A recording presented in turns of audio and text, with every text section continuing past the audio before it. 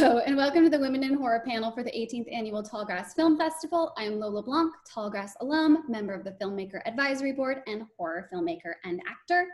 Everyone here today has worked in horror in some capacity, be it as a director, a writer, an actor, a producer, a critic, or a festival programmer. And I will first introduce myself, and then I'll go through and introduce all of our spooky ladies. So I am a filmmaker, actor, musician, and co-founder of the all-female horror collective, Peele Collective. Our award-winning debut micro-anthology Bleed has screened at festivals like Fantastic Fest, Fright Fest Glasgow, Brooklyn Horror, Chattanooga, Overlook, and more, and we're currently developing our feature anthology. My other short has screened at fests like Newport Beach, Nantucket, Tallgrass, of course, and more. I'm also a musician. My horror-adjacent music videos have garnered millions of views, and I have a podcast that I just launched called Trust Me, which is about cults. So I am in the business of spooky. So our guests today are Zane Rubin, director of horror short Creature. She has directed episodes of That's How I Lost the Last One for Comedy Central and short films The Last Virgin in LA and A Good Dinner Party. We have Natalie Rolfe, I hope I'm saying your last name correctly, director of Intended Regret. She's a graduate of Kansas State University as well as Newman University. She's been a freelance photographer and videographer for over 13 years. She won the Female Filmmaker Award for her horror entry in Tallgrass's Take 36 competition, a 36-hour film race, and this is the second time her shorts have placed in the top 10, and she's currently working on a psychological thriller feature script. Next, we have Bear's Rebecca Fonte, writer, director, and festival founder and programmer. Bears is the former director of programming for Austin Film Festival. She founded Other Worlds Film Festival, the premier sci-fi film festival in North America. She's also on the board of directors for the All Genders, Lifestyles, and Identities Film Festival. As a genre filmmaker, she's played over 200 festivals with 4 shorts, and she came out as transgender while making her last short film, Conversion Therapist. And we have Anna Salinas, writer, actor, and director of Foghorn. She's the creator of Bad Comics by Anna with more than 50,000 followers on Instagram and is currently developing an animated series based on the comic with Trevor Noah's production company. She also just signed a pilot deal with Hulu after her script Inside Cunt was placed on the inaugural Blacklist Latinx TV list. She's one half of the Latina sketch duo John Baxter, with which she's released more than a dozen comedy videos that have been featured in Vulture, Mashable, and elsewhere. And her previous short film, Insomnia, is currently streaming on nobudge.com. We have Katie Maravich, writer and star of Waffle. She was a cast member at College Humor, where she has written dozens of comedy sketches and been featured in over 125 videos. Her total YouTube views exceed 150 million, and more than 10 of her videos ranked in the top 10 on YouTube trending. She wrote, executive produced, and co-starred in Kingpin Katie, an 8-episode comedy series on College Humor's Dropout. And we have Kerry Barker, actor, writer, and producer. She is the other writer and other star of Waffle. She has acted in, written, and co-produced multiple short films, and her acting credits include True Detective, Castle, Criminal Minds, Adam Ruins Everything, and sketches for College Humor and Funny or Die. She's also a casting director specializing in comedy. And last but definitely not least, Sabina. Sabina is a genre filmmaker and a head writer for the Something Scary podcast and YouTube series. She's a film journalist featured on sites like sci-fiwire.com and comingsoon.net, and she's a member of the Start With 8 Hollywood program. Whew, hello, everyone. Hello, my very, very accomplished ladies. So first and foremost, I want to talk about everybody's journey into filmmaking. How did you get started in film? Did you always know you wanted to be in the film in the capacity you're currently in? Or was it kind of a roundabout journey like it was for me? For me, I come from music, and through making music videos, I ended up coming around to directing because it was just a natural conclusion, and I would love to hear some of your stories. Bears, why don't you start?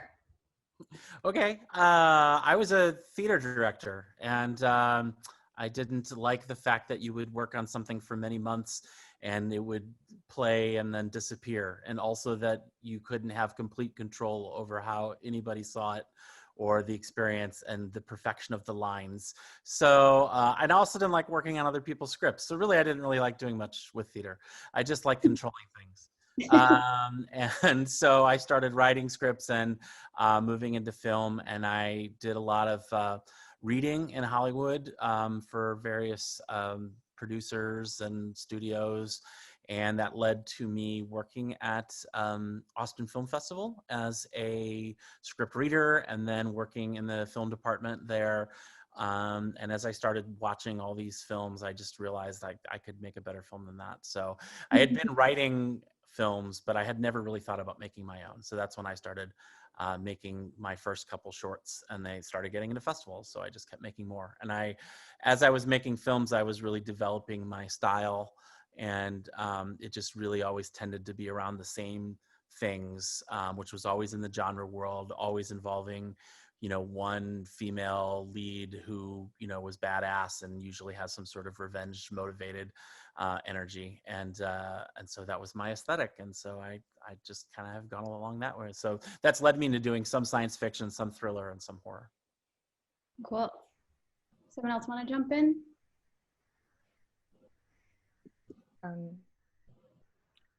Katie, how about you?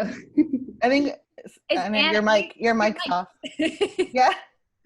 I was trying to be polite, so I was on mute, and then I forgot.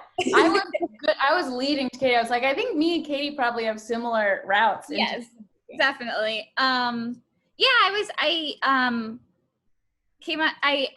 basically moved to LA and started doing the comedy stuff. Both of us were like super involved with UCB out here, which is like a comedy theater that does improv and sketch. And I ended up getting a job at College Humor, where I met Kerry. Kerry, raise your little hand. Sorry, that was creepy. But anyway, yeah, so Kerry and we like got seated next to one another at work, and we kind of realized that we were both a little bit big weirdos, and we had similar interests. And we're like, we gotta make something. So we made like a little sketch, and it was really weird and fun, and we're like, let's do something bigger. So we just made this short film, Waffle. So. Which is so good. I love it so much. Thank you. Is it easier if I call names rather than just letting people? Okay, cool. This is and then nobody's gonna jump in. Cool. Yeah, we're people. No. So everybody's gonna be. Cool. All right, Anna, how about you? Okay, I'm not on mute. I got into filmmaking, same thing, through UCB originally. That's where I met my comedy partner who helped produce the film, Heather Alarcon Hagenbotham. And we just, like, the first sketch I ever wrote back in 2014 or whatever was about periods. And I remember showing it to my all-male sketch group, what I was in at the time, I guess. And I showed it to them, and they were like, I don't really get it. And I was like, oh, okay. But then I showed my brand new friend who I just met, Heather, and she was like, I love this. We should shoot it. And we did, and it was actually a horror movie about like two people sinking on their periods.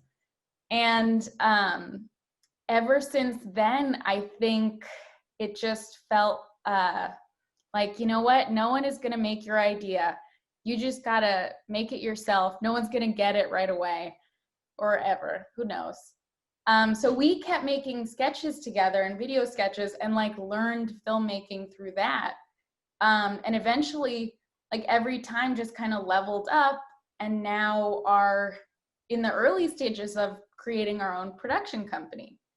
So we just shot another film like 2 weeks ago, and now we this is like, maybe sounds so lame, but like we invested in a red camera that we have between us, and we have lenses and sound gear, and like through 5 years of making sketches, we suddenly looked around and we're like, oh wow, we have the gear now. Like we have the people we call upon and the stuff we need. And that just came from like finding people who, I don't know, like get your ideas. That's such a good feeling. Yeah, I don't think it sounds silly at all that you got a red camera. I think that's all cool as hell. I feel like you talk to like serious DPs or something, and you're like, we got a red, and they're like, okay. But it felt really good. No, it's a camera. Cameras are exciting. Yeah. Natalie, you want to tell us about your journey? Sure. So I'm really grateful to be just here with you ladies. I have actually taken a really strange journey, because I went to school actually to be a doctor, and that was what I was going to school for in my undergrad. And about halfway through, I was like, nah, this is not me. And so I got kind of connected with our production department there and started getting more into that and doing just some really very loose sketches and shorts and things like that. And so fast forward a few years, I kind of lost a little bit of fire because it was like, I'm not finding the right connections. I'm not finding the right group of people to, you need that synergy to be able to kind of go forward with some of your goals. And so after taking some time off and kind of sitting in a closet with my dreams, I'm just like, you know what? They're not going to make themselves. So just do it. And so that's where I'm at now, is just kind of shooting some shorts and working on some writing, joining some groups so that I can kind of get better at it and see what happens. Hell yeah, that's the way to do it. Don't wait for anyone, I say. Zane, you want to tell us your story? Sure. I always wanted to be a comedian, but then I felt like I really didn't want to be a female comedian, so I decided to do something else. And I felt like there were just not roles for me. I initially wanted to be an actor, and I just was like, I don't see a lot of this going on. So I decided to just start writing stuff, and so when I was a teenager, around 15, I started writing and directing, and I've made many things since then that I've acted in and not acted in. So yeah, that was kind of the journey. Cool. Sabina, how about you? Okay, origin story. So I am the child of immigrants. My parents immigrated here in the early 90s, and I think from basically the start of my childhood, film was always my gateway into sort of understanding the culture around me and language and stuff. So I grew up with a really strong love for storytelling that over like my life evolved into getting into theater and reading and writing.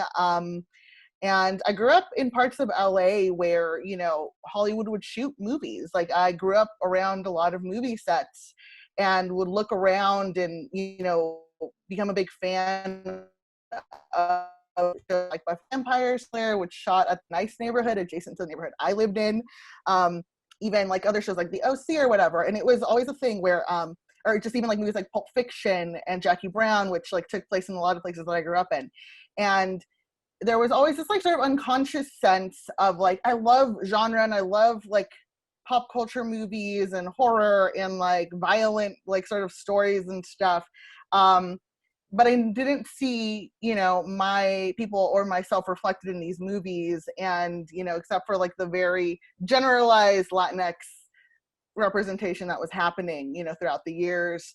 And there were just, those outliers like Robert Rodriguez, Guillermo del Toro.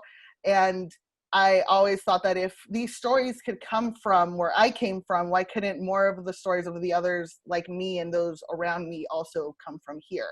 So that evolved from wanting to act and write to directing. And I've been directing for about 7 years, I would say, and doing like detours, like becoming a film journalist with an emphasis on women of color and just feminism in film and the steps forward and back that we have been taking. So I do kind of like a lot of those things and love finding collaborative environments to just continue to like help everyone and tell our stories.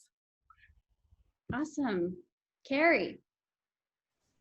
Yes, Katie already covered part of our origin story, but similar to Sabina, I also grew up in LA in Pasadena actually, and they would shoot things around in the neighborhood that kind of got me intrigued by filmmaking. I didn't grow up in a family involved in Hollywood at all, but so I did some acting growing up and then kind of fell back into it after studying writing in college. Like a moth to the flame, I couldn't stay away. So, but I got a little sick of just kind of being at the bottom of the totem pole as an actor, just feeling kind of like not, always at the beck and call of who's going to call me to, say I'm cast in something. And I think getting into casting and being in other aspects of filmmaking was kind of the way in for me to be like, you know what, I really want to be one of the people creating these stories, writing, making these projects. So working with Katie at College Humor was a way for us to start making our own stuff, and is a place where we met a lot of the crew that we ended up using on the short, and it was just kind of an empowering experience. So So yeah, that's my story. Cool. I love how everyone here has a super DIY spirit and just kind of going out and doing it, because that's the way to do it, in my opinion. So this is sort of okay. Why horror?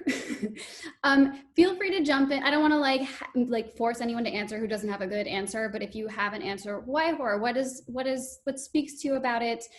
Is there a particular film or character or director who really inspired you to get into the genre? I just kind of want to hear about your love for the genre. Anyone? You can raise your hand if you want to talk. I think for me, I didn't really necessarily like choose to get into it, but I started making things that were supposed to be comedic, and a lot of people were like, "Oh, do you ever write horror?" And I'm like, "Oh, okay." They're like, "Yeah, your stuff is like kind of disturbing. I think you might be good at that." So I think that's how it initially got implanted into my head, that could potentially be something. I mean, I like to make people feel a little uneasy or uncomfortable. You know, a lot of people can't watch Larry David, but they can watch Texas Chainsaw Massacre, and I think somewhere in there is maybe where I exist. I'm not quite sure. So I think, yeah, I think initially just people implanting it in my head, and then after that, I just started to watch more horror movies and really like them. I'm odd because I feel triggered by a lot of movies and stuff, but I can watch people get hacked into pieces and like I'm just completely unfazed, weirdly. So that's another strange relationship I have with it. It's like the one kind of movie that doesn't trigger me. I'm like, I feel fine watching this. But yeah, that's all I got. No, cool. Thank you. Yeah, definitely. I'll jump in as well. Yeah, so the movies I was exposed to early on were very questionable. My parents didn't really pay attention to ratings or anything like that. So my first movie theater experience was Jurassic Park. After that, I saw Cronenberg's The Fly. There's a whole debacle where there was a Halloween party my parents and my aunts and uncles threw and kind of had the teenagers babysit the kids. And the teenagers thought it would be fun to play Faces of Death. I was pretty much like, I think like 3 or 4, and I saw that. But what really got me was the universal language of horror. Is something that was so easy to tap into, and all of these stories, telling tales of, how to survive or how to face monsters, and kind of how that trains us to maybe process stages of grief and trauma in different ways, that really spoke to me in a lot of the sort of horrors I was seeing in my own real life growing up. And that's definitely how I kind of fell into that, where, I wanted to share more stories for more people to kind of not feel alone.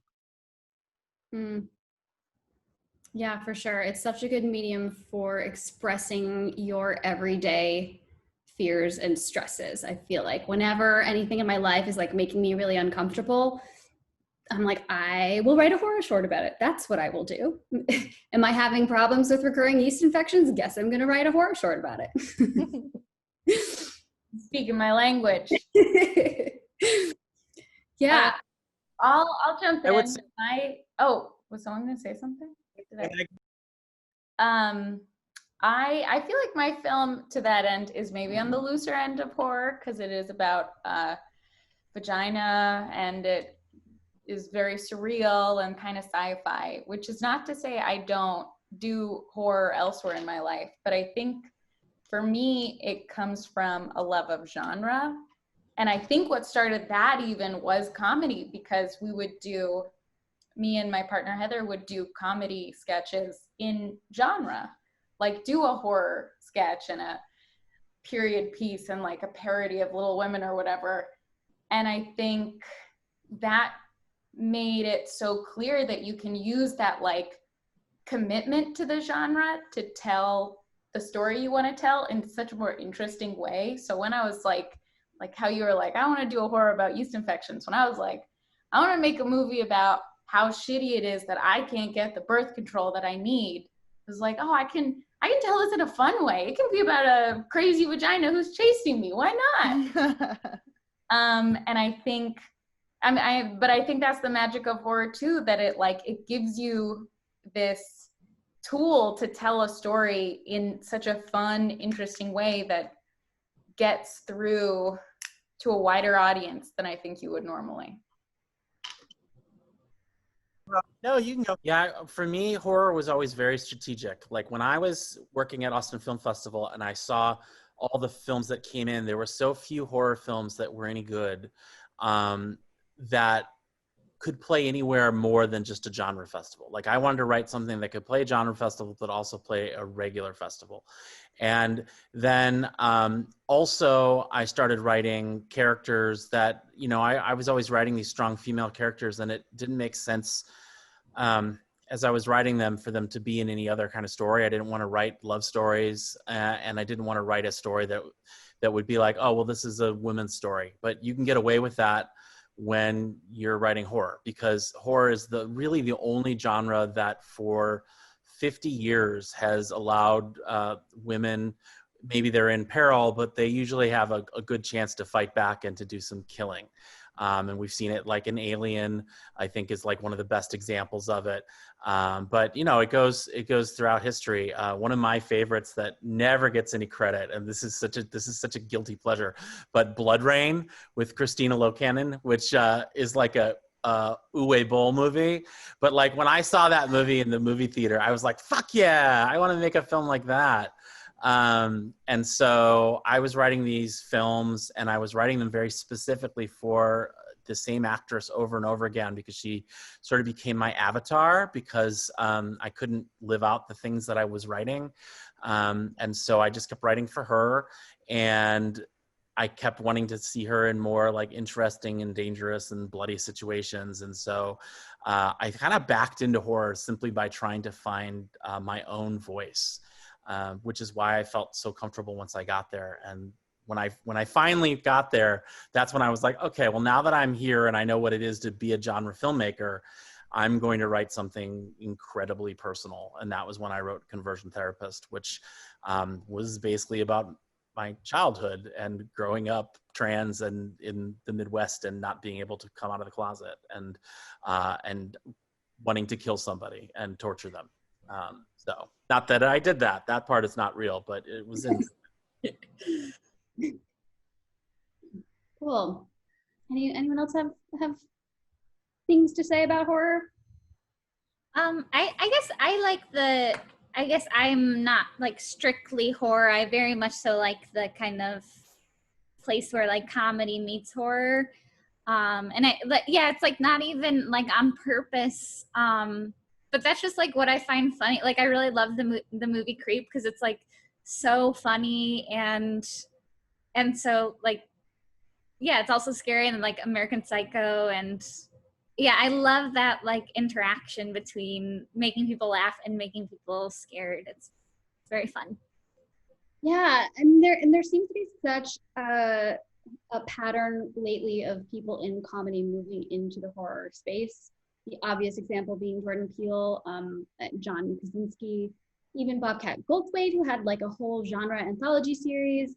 Do you guys have thoughts on what the overlap is between comedy and horror, and why there seems to be such an intersection of those things?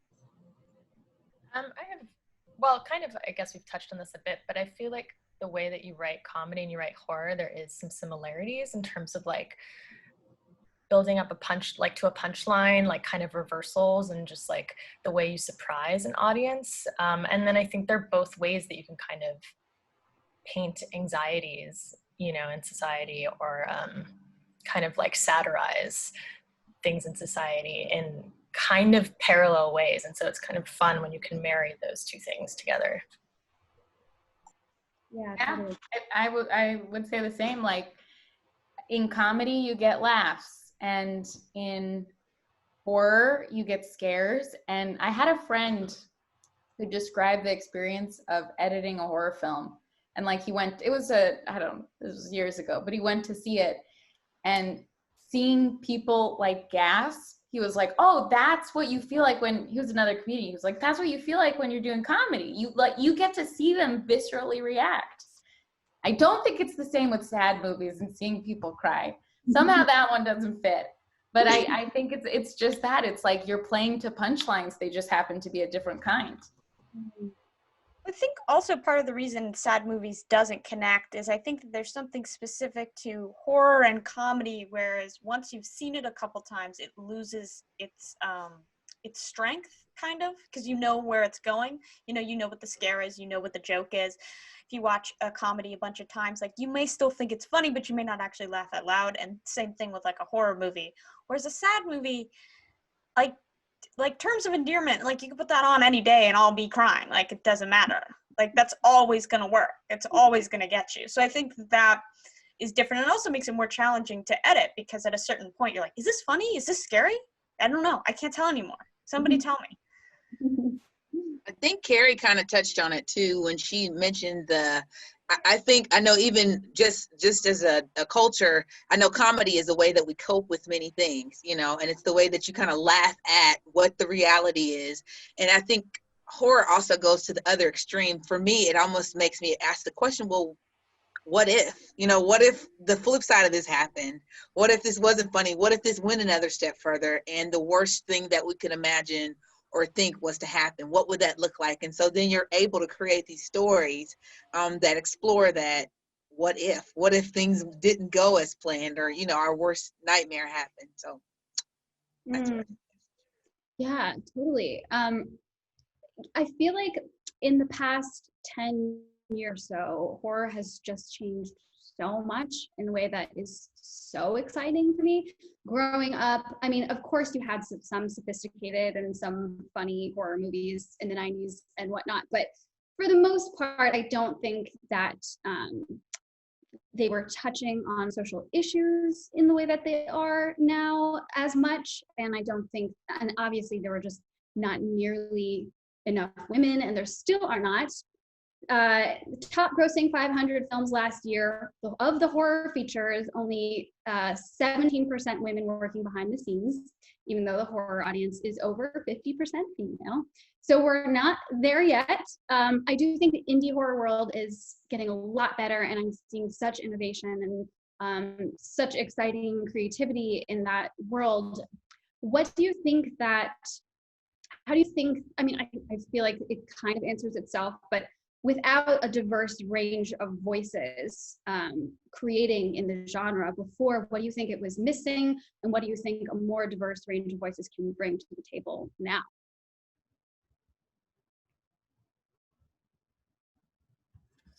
Anyone?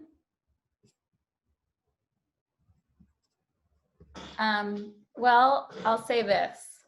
I think part of that transition is the fact that I think horror movies are seen as more marketable, and so an easier space to break in is a more marketable genre. Gosh, my computer's gonna die. I'm talking, but I'm gonna be moving my computer. I think so. I think that's why you're seeing that shift there, not in like Oscar bait indie movies. But I also think like there's an appetite now for pithier horror and horror that says something, and maybe that was there before, maybe it wasn't, I don't know. But even now writing, I just wrote a horror feature with a friend, and the difference between now and 5 years ago is crazy. Now the expectation that you have some sort of political message, which like me and my writing partner, like we were like, of course, like that's inherent in our writing. We're writing a movie about like female sex workers, and we're women, and like we're writing from, in some cases, like our own experience. Of course it's going to be political inherently. Like we're writing it's a sex positive film about sex workers. That's also horror, like of course. But it was interesting to see like the gatekeepers, I guess you could say, or like execs and stuff, being like, well, we just want to make sure it has a political message, as if that wouldn't come inherent. And I think that speaks so much to like that white male point of view, that like you have to try to have that political layer. I just thought that was really interesting. Well, when the white men don't try, it's pretty bad.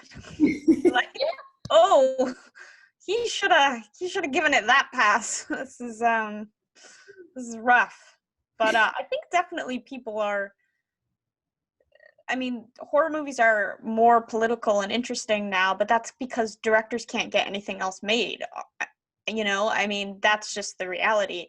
Like, no other movies make money right now except for superhero movies. And obviously, if you're not a huge director, you're not going to get a superhero movie. The only movie you can get made is a horror movie. So they try and, put their own personality in the things that they want to talk about in that movie. I mean, Ari Aster isn't exactly political, but like, he didn't want to make horror movies. He just wanted to make movies. And it was like, that was the only thing they were going to let him make. So now he's a horror director.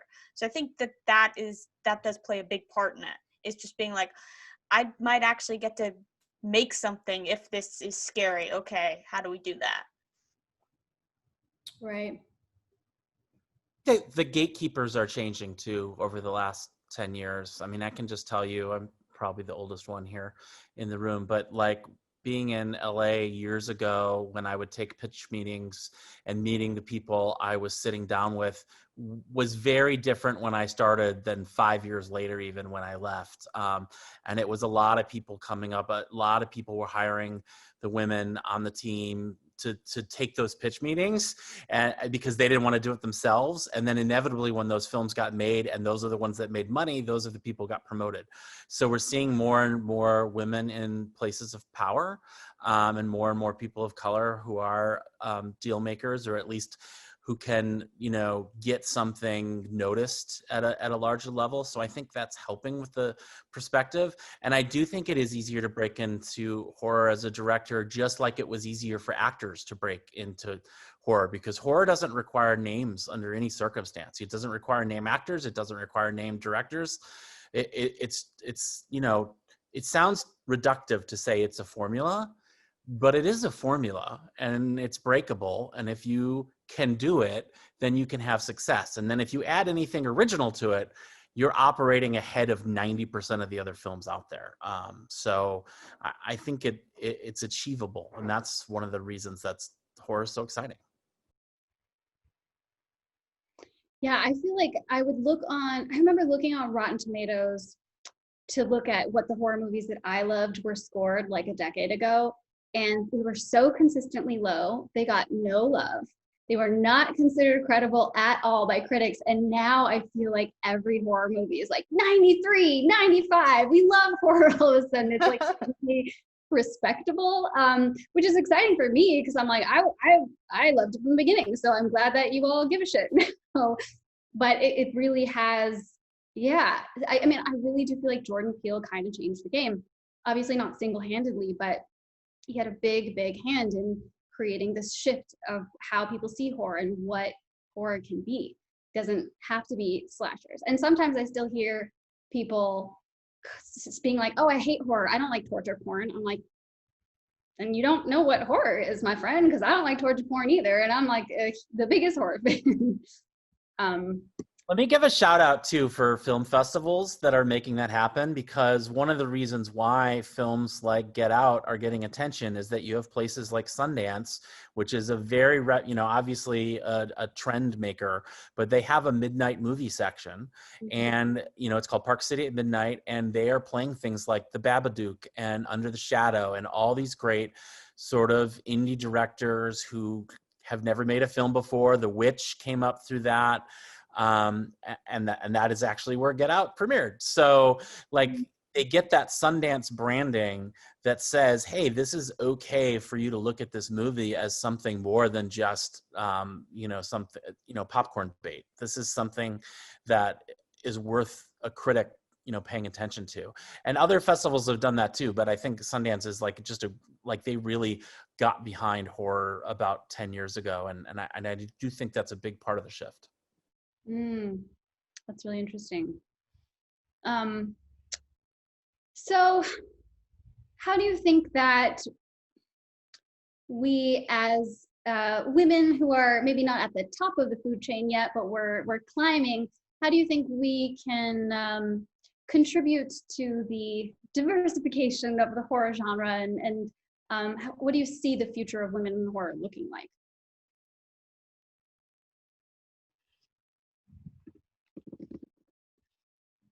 Anybody? Well, I'm I'll jump available. in. I would say keep telling the stories. I think part of the diversification of that is when they see people in the room who show up to say, you know, I'm here, I have a story to tell, and I think my story is great, you know. Having that confidence to walk in those places that it sometimes is comfortable, especially, you know, when you are women in a room full of men sometimes, or women in a room sometimes where you are the only diversity that they see. And so I think just being bold enough to tell those stories, to step up, to say, I have something, and I have something to say, and you're not going to just push me to the side. I said I have something to say, and keep coming back repetitively until they listen. Mm-hmm. To jump on that, one of the things as a woman and woman of color that you will run into a lot in these rooms is the idea of like, no, you're the diversity, right? And as someone who I story coordinate for a YouTube channel where we, you know, try to bring in as many voices as possible. And there have definitely been situations where you will rub up against that old guard of like, well, we have a female host, or we have like a diverse, like, you know, main writer or whatever. But you know, like you're one person or like two people in some cases that you know, depending on the field that you're in, like you can't possibly do it all and tell every story. So it is also kind of up to you to advocate in the room for more and for others. Going back to Jordan Peele, one of like my biggest sources that I cite and that I actually had a meeting with Monkey Paw about through the Start With 8 Hollywood program was, you know, how can I be a better ally in the room when, you know, I want to bring in more people and more voices to just like expand the table, you know. And you know, it's the situation where even with movies like Get Out, it wasn't until the movie came out and that, you know, Universal was able to encourage more, or, you know, Jordan Peele's production company started getting more meetings for more of their other projects to uplift other creatives. Like we have Lovecraft Country, you know, helmed by Misha Green, with episodes directed by Victoria Mahoney, who is the DP on the Star Wars films. And her episode was like a Indiana Jones, like Goonies adventure, but with a horror twist. And so it's kind of like also just up to us. So when we're in these rooms to be like, no, I'm not the spot you're filling. Like, I'm here to help expand your mind and like, you know, bring in my contemporaries to also, you know, be representative and get a voice and be allowed the same room to grow as, you know, the boys club has done for one another, you know, with their various levels of greatness and mediocrity. So, you know, it's kind of like be in the room and let us make awesome shit, but also let us fail and give us more chances and kind of like reminding them of like, you know, I'm not the diversity. I am able to bring you more than that and bring you more people to just keep this growing. And I think that another big thing with that is we're now in an age of all these streaming services where content is king, right? So it is also kind of up to us to continue to push that forward and also at the same time kind of still fight for getting consistent work and supporting one another. Yeah, and you know, I think that's so well put. I feel like a piece of that too is staying true to your voice. Like I've been brought on as the Latina writer on a show, and it's like, I think there's a certain kind of story I'm expected to tell that is very one size fits all, that is like, oh yeah, and you know, your abuela, like she's probably like this. It's also tropey, and my own creative voice is very weird, very out there, not for everybody, very surreal, high concept, whatever. And I have had to fight for that sort of voice and identity against type.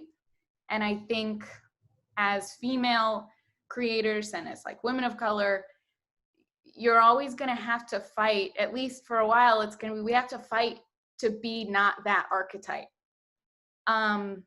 And it can happen and it will happen. And I will say, like, this is so, like, I feel so lame bringing this up, but I got this script deal or whatever. And that came from the weirdest script I've ever written about another vagina script. I don't know why it's my brand. You know what I Yay, mean? vaginas. It was a vagina script. And like the protagonist happens to be Puerto Rican or whatever. That's not the focus, but it was so affirming because it didn't feel like I was just being given a thing to fill a quota or something. It was like, no, this weird voice. And I would say to anyone coming up, hold on to that voice and be protective of it, because that is your career. Yeah. Yeah, that's a really good point. And it seems like the more open, I mean, in horror, but in film in general, the more, sorry, my dog is trying to jump on the couch right now and it's very distracting. Rambo, just go up. The more people become open to women and to new voices and people of color, the more they'll be able to not only be able to tell stories about just like being a woman or being a person of color. And that like, yeah, it is frustrating to be pigeonholed, and I imagine more so for y'all ladies who are not white ladies. But yeah, but the hope is that more people will see the potential in people like you, Anna, and be like, oh, she just has an amazing voice. Like, this person is just a special creator, and we want to nurture that special creator for what it is, and not just because she's X, Y, or Z. Now, many of us are multi-hyphenates. Many of us are multi-hyphenates. Bear is your filmmaker, but you also run a festival. Anna, you are like 1,000 things. Yeah, and Zane, you as well. I mean, so many of us. So what do you guys have a favorite thing of the thing that you do, and how do you balance it all if you just love all of it equally? Yeah. Zane, you go. All right, I'll go. You know, it's weird. I initially started with the acting thing, and I feel like that is very much at the bottom of the totem pole now, maybe because of the blatant lack of success there. I'm not sure, but I mean, not that there's been other huge successes either, but I think right now the main one is probably directing is that I'm focused on. Not that I get to do it a lot in the middle of a pandemic. I initially had plans like right before all this happened to raise money and make a short film. And then I was like, I'm not asking people for money right now. That's insane. So that's no longer happening because I'm just like, yeah, that doesn't seem appropriate right now. So I've just been writing. I mean, writing is the thing that I do most, because that's something you could do no matter what. No one has to give you permission to do that. So, I mean, I spend a gajillion times more writing than I do anything else, but I think ultimately the goal is to be directing and then to become so cool and successful at that then people are like, oh, you should come act in my thing and like play a little part. And we know who you are now. We know what you do and do not want to do, and you're not going to have to play a teenage virgin with some problem in a film that's horrible and on Netflix. And those are the only auditions I've ever had, and did not book any of them, shockingly. I have to say that my favorite thing, I mean, even though I work on like 4 different film festivals, I still consider myself a filmmaker foremost, but my favorite part of the filmmaking process is editing, because I love to have the building blocks all done. And to me, the script is just one building block, but it doesn't take life until, it's brought to images. And so I love to have all the different takes and to play around with how long you're going to last in one shot. Should I, clip 0.4 of a second off here? Like, I love that, and putting temp music in, and, to me, and it's kind of sad. It's like totally alone, and no one ever wants to watch my rough cuts. And so and I'm married. And so there's somebody who's supposed to watch all my crap and say that they like it. And I still can't get her to do it. So, but it's just a very personal thing. Like it's just being creative on your own. And it's like, you could do that when you're writing. When you're writing, there's so many possibilities. And I'm always got that voice in the back of my head going, oh, you're never going to be able to afford the version of this that you have in your head. So directing is getting over that, and editing is like, okay, well, this is the version we have. Let's make the best film that we can with it. So, yeah. Yeah, I always think that you have to kill off the last person in the process. You know, when you're writing, that's one thing, and then when you're directing, you have to kill the writer. That person's dead now. This is moving on. And then when you're editing, kill the director. That doesn't matter anymore. Anything you wanted to see at each stage, you have to kill that person off because you can't get tied to things. Each stage, it becomes a new film, and you have to be like, all right, well, I guess we're getting rid of that, even though it was the reason I came up with the idea. It's just not working now. So. Yeah, and that's really hard to do when you're all three of those things. But for sure. Yeah, you have to kill yourself. That's how it works. I like to kill my unreliable writer all the time. Right. I do that when I'm in rehearsal. I'll be like, well, what do you think this line means? And they'll be like, well, you wrote it. What does it mean? I'll be like, well, I don't know. The writer's not here. This is the director. So let's talk about it. You know, the director's a idiot, you know. Although it's was, I've seen a movie recently where a big male director did not kill his director in the screenwriting process. And it was very apparent in the script when the protagonist's name was Protagonist. But yeah, no, that's actually kind of one of my fears too. I am currently a head writer for a YouTube channel, and I love content curation and kind of like bringing in different people and stuff and writing the stories. But my favorite place to be is directing and also producing. And it's crazy to be in the process of writing. Like I'm currently trying to write my feature script, which in my head as a filmmaker and director, I can see it. I know the palette, I know like the beats and everything I want to hit. But as a writer, I can't get the director to shut up. So that kind of has been bleeding through in my scripts where it's like, I've been writing parts where it just feels like direction, you know, and I recently have been talking with my mentor who said, just bracket the sections where you know what's going to be there, but you're just not quite there yet, to just keep moving forward and getting to like that finish line. I think for me, doing all the different things, I like being in a situation where if I'm in a fun group of collaborators and they need an actor or a writer or someone to do punch-ups or someone to like hold the boom, I can just like raise my hand and be like, hey, I can do that. And you know, that's at the end of the day one of like the greatest joys. Yeah, I heard someone say the other day that as an indie filmmaker, you have to learn how to be a writer and an editor and a graphic designer and a mix engineer and a composer. And you kind of just like have to figure out all of those skills if you don't want to pay someone to do it, which generally we can't. But I also think it makes better in the long run. Like I, for a while, kept fighting art direction and costume because I was like, these are just things I'm bad at. I don't have the eye. Some people have the eye. I need other people to do it.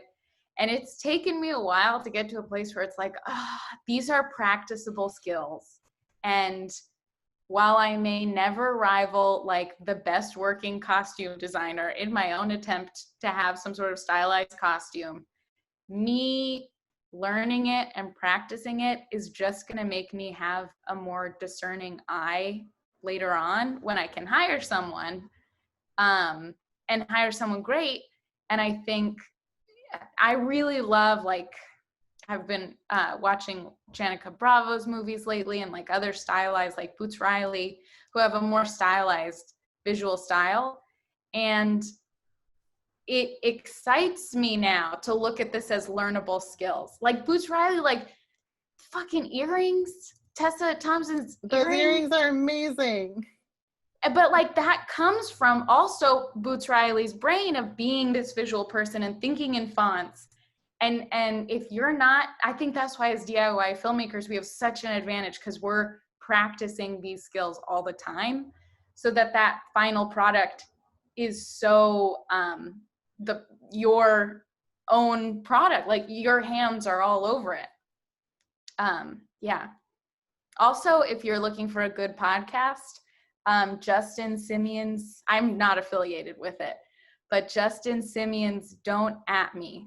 It's technically a Comedy Central podcast, but he's interviewed like Barry Jenkins and Alma Harrell and like all these amazing filmmakers, and they just talk about the process, and all of them started from a DIY place that he taught. Like every single one of them was like, yeah, I had to just kind of fund it myself or like figure it out, which is a very nice thing to hear. Yeah. I mean, I love listening to the Duplass brothers speak, for example, because that spirit of just doesn't matter if you have money, just make stuff. Just keep making stuff. You'll figure it out. It's always very inspiring to me, especially as somebody who, like, I really value visual beauty. I really value having a strong aesthetic. It took me a minute to accept that I could make that happen on my own. I guess I did for a while. I was fighting and I was like, no, I need money. I need money to make things look the way I want them to look. And it turns out when you get creative enough and you know enough creative people who can help you, you don't need that much, you know, unless you're doing some crazy giant set pieces. And even then, sometimes you can make it happen. I feel like Anna, oh my God, I'm going to forget her last name. The Love Witch. What is her name? Anna Biller.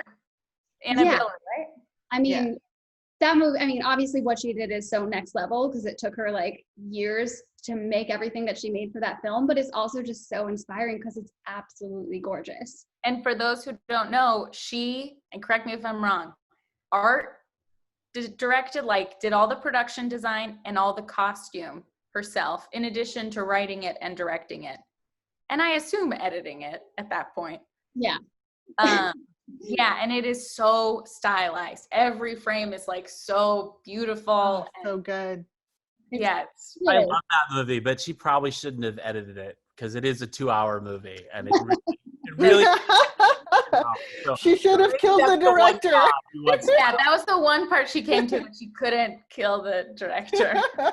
Yeah, I will say I used to edit and I used to like be a crazy control freak when I first started doing this. I literally wanted to do every single thing. I mean, I had no money, so it's not like there was another option, but like I had such anxiety about not having complete control. But then at a certain point, when my boyfriend and I got together and he started editing for me, I was like, oh, you're better at this. You're so much better. This is fine. Like, you do it. Like, this is great.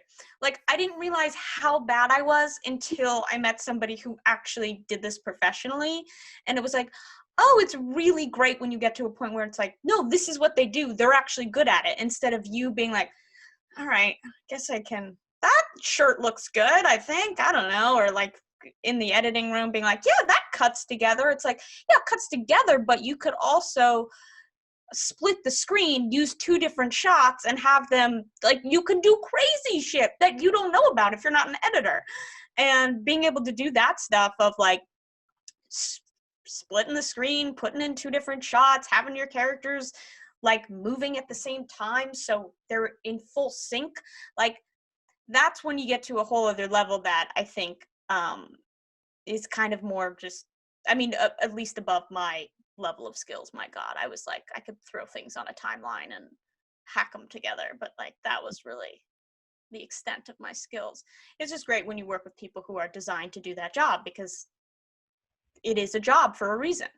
And I've recently I did get to work with people, like a really great production designer, and it was so great to be like, oh, so this is what I'm thinking, kind of want this and that, and them to be able to actually do it. Because, I mean, I don't know how it is for you guys, but at the beginning when you start making things, I was only making things with people who had no idea what they were doing, and myself, who I also had no idea what I was doing. So it makes things a lot difficult when everyone is incompetent, including yourself. But eventually, you become more competent, they become more competent, you find new competent people. Yeah, totally. I actually have this similar experience. I'm shooting a music video in 2 weeks, and I have a production designer on it. It's the first time that I will actually have like a set where they're like building a set for me and like coming with their own ideas, and not just me like trying to find someplace on Peerspace that already looks the way I hope it should look. And it is so exciting, man. I'm like, oh my God, we can just like put whatever we want in there and like make it the colors that we want. Like, this is crazy. But that's his job and he is amazing at it. And there's a limit to what we can do ourselves, but I do believe we should try for as long as we can because it does make us better, to Anna's point, for sure. Yeah, learn the things. Learn how to edit so then you can tell your editor what you want. Yeah. Yeah, so I want to just know, what are your favorite horror movies, y'all? Actually, I'll start. I feel like it's not like fully horror, but it counts. Funny Games is by far one of my favorite horror movies. The Descent is one of my favorite horror movies. So scary. Gosh, oh my gosh, I maybe it's too soon to put this in my favorite movie category because I just saw it, but I just saw this movie, The Dark and the Wicked, and it was like the scariest thing I've ever seen in my life. These are just some examples of movies that I'm afraid of. Tell me what you guys like. So I am not necessarily afraid of old movies. I will tell you an admission. I absolutely love old 80s horror movies, just the old ones. And I think from the aspect of seeing like how simple they are and how much we've come, like you see where they like just the screen goes black because that's when he kills. Like it's just so simple. So I love watching any of those, but I really like more on the thriller sides of things that are more real. When a Stranger Calls Back, the original, is like one of my all-time. It just scares the mess out of me. So those are just a few. I definitely like horror films with like a sense of theatricality in their storytelling. So films like Catherine Bigelow's Near Dark, The Phantom of the Paradise from De Palma, even Blowout, but also like iconic films like The Shining and Jaws. A lot of those films that kind of like did cross those boundaries between just being like horror but also becoming big mainstream films that are recognized in many other ways as well. And on more of like the modern side of things, I love Karen Kusama's films like Jennifer's Body, The Invitation, The Babadook, just mind-blowing. A lot of Asian horror like the original Ring series and Battle Royale, for like that hyper ultra violence and stuff, and kind of wanting to do some of those things that have been done in other places that haven't quite broken through here yet would be amazing. I think my favorite horror movie is a recent one. It's Cabin in the Woods, which has got a little comedy, a little sci-fi, but I love it because it takes what happened in Scream, where you're like, breaking the fourth wall, but it's like demolishing the fourth wall and like showing you everything behind them, all the trappings behind the wall, which I love. And then I find the ones that scare me the most are the oldest horror movies that have very little actual kills in it, like things like The Omen or The Exorcist, where it's very much about like the mood and the tension, and also because those things feel so much more real. Like that makes me more frightened than like Nightmare on Elm Street, because that's just kind of silly. So yeah, I like a good realistic horror, which is I think why something like Under the Shadow, which I saw at Sundance, it's so good. And The Invitation is that Sabina mentioned. I mean, that film, it just blows me away because cults are real. And I've known some people who have gotten into some cults and they will do some stupid things and try to get you to do some stupid things. So the more real it is. But I have to say my favorite horror movie right now is a short film called Bleed by the Fatale Collective. It went through so many different variations in like 13 minutes with like 6 different stories. It just blew my mind away. But that's what I think, right now is the best time to be making horror films because, everybody's just taking chances. I'll be really corny and say I loved Midsommar. It blew my mind. It did. I mean, to shoot that whole thing during the day and so bright and beautiful and still have that like terrifying element. And I know it's like, I hate to be praising a contemporary male director and an all-female horror panel here, but god damn it, he told a great female story. He did. He did, and she came into her power, and it was like complicated, and I was truly all about. Also, my puppy's here. She's in trouble because she peed on the bed. Oh no! God, that dog is ridiculous. One day she'll make great movies too. Hope so.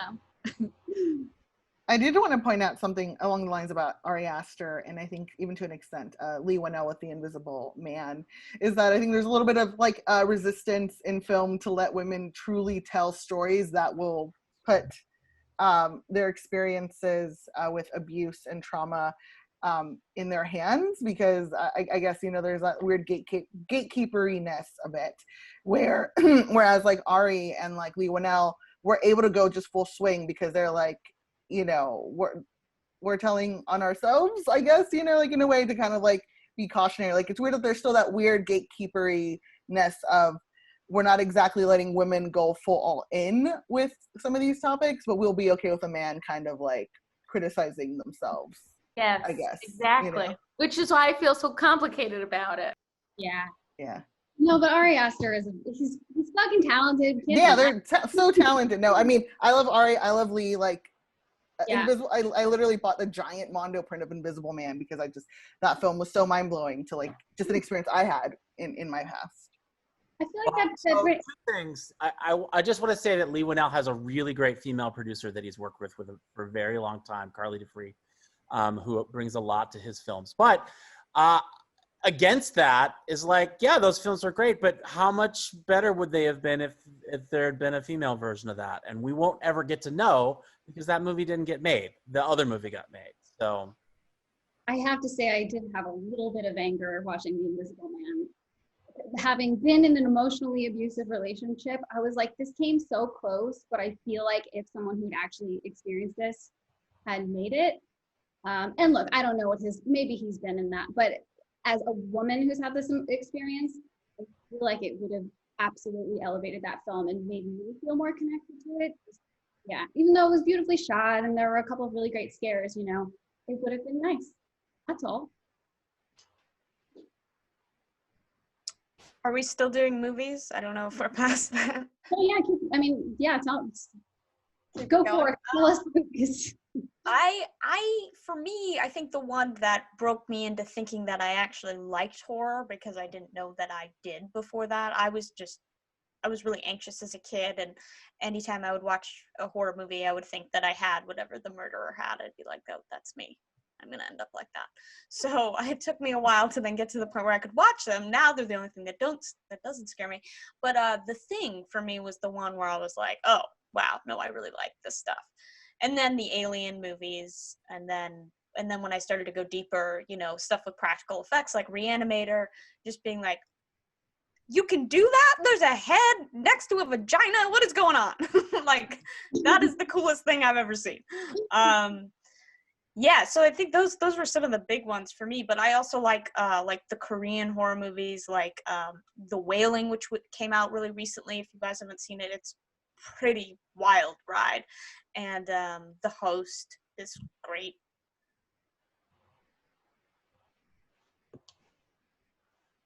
Katie, Kerry, I would love to know some of your horror movies.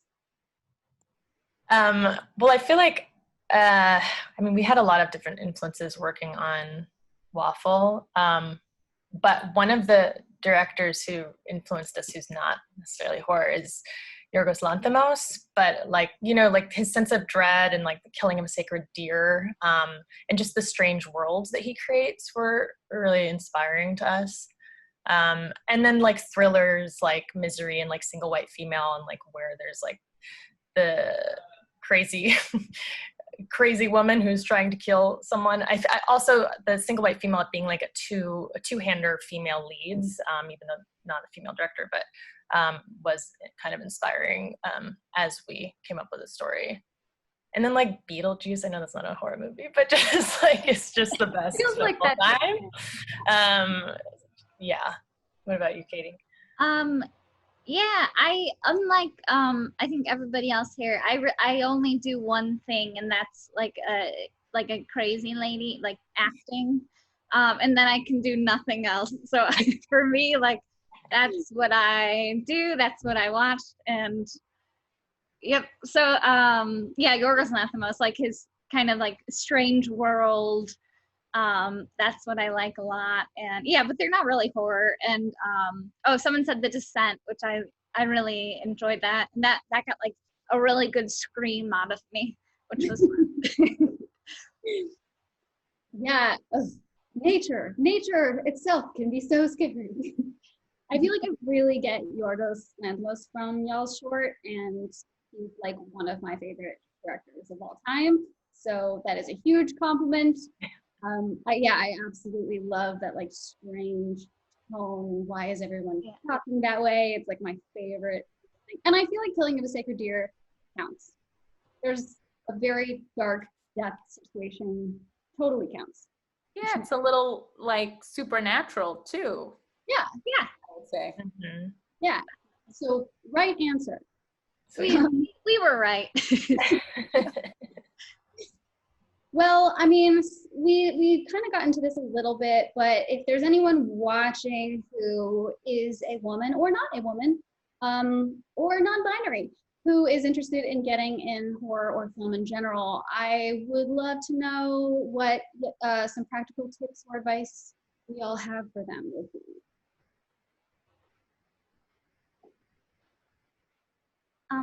I guess I'll go. I think that's Annie, you mentioned this too, like just making your own stuff. Yeah, because like you're not gonna find the perfect role unless you're writing it for yourself, and like yeah, it just like that, it gives you so much more to do. Like I think that making your own stuff and writing it and then acting in it is like really the way to go. Yeah. I think the same. I think all of us probably have an experience of like, oh, there isn't a space exactly for me for what I want to do. I just have to go do it myself. And I think a lot of us here too are like multi-hyphenate, writer, actor, directors, or just director, writer, editor, film festival programmer.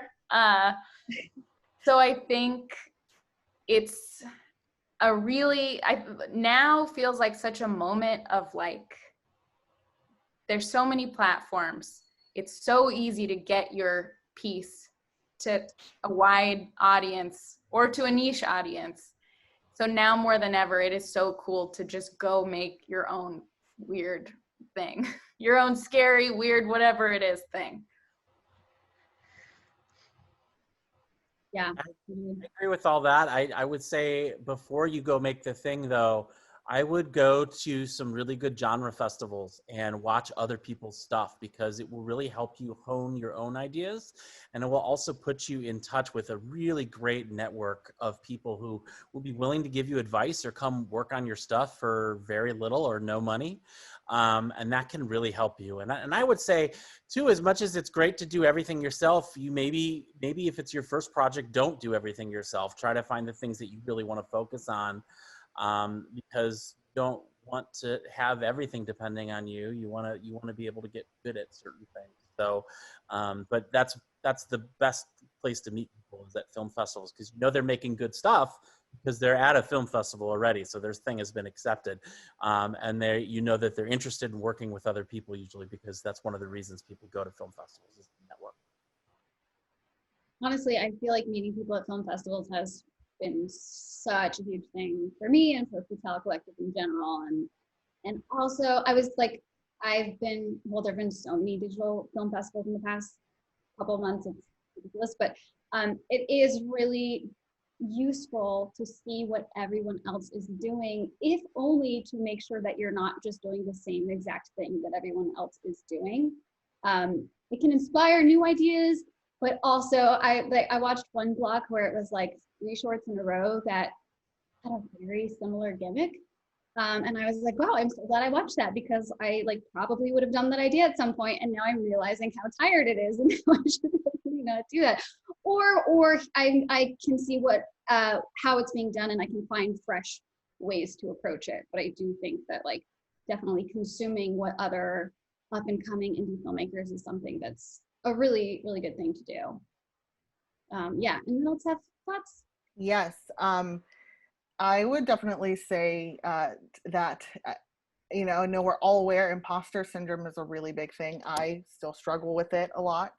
But one of the things I learned as a like head writer and like a story coordinator is, as someone who receives the scripts, white males will follow up consistently and try to get their stories through over and over again. And I noticed that a lot of women and writers of color, you know, might have imposter syndrome or might feel self-conscious about following up and stuff, you know, so it's kind of like, no, keep following up, and then ask for notes if you want, if you're not hearing back and stuff. You know, like I didn't, you know, understand it, because like I came from a freelance journalism world where I would pitch stories and then I wouldn't follow up because I didn't want to bug the editor and stuff like that. But men tend to continue to follow up, so you should too. Like, don't let that deter you, and ask questions, you know. And like, and as an editor and someone who does curate like a show, I know we might not have time to, but even if you ask like, oh, what's a good resource, like we can definitely point you in the direction of like a good writers group or a good program where you can get some of the feedback that you would like and continue to hone those skills. But yeah, just always fight for your name and your stories, and just keep doing it, because other people will do it a lot.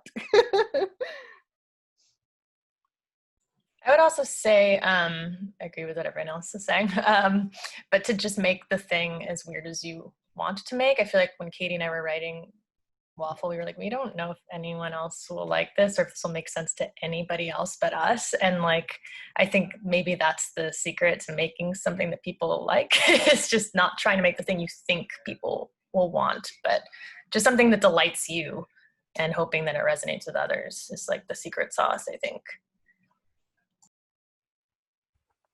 I definitely think being open to always learning and finding opportunities to continue to increase your skill level has been so helpful for me.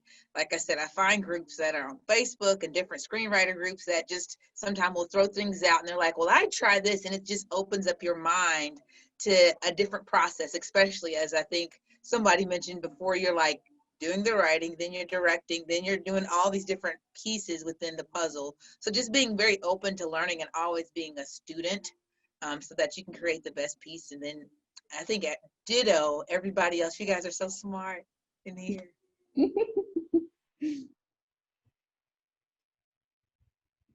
Anyone else? Those are all such good answers, y'all. I'm like letting those sink in, because I feel like I really needed to hear some of that.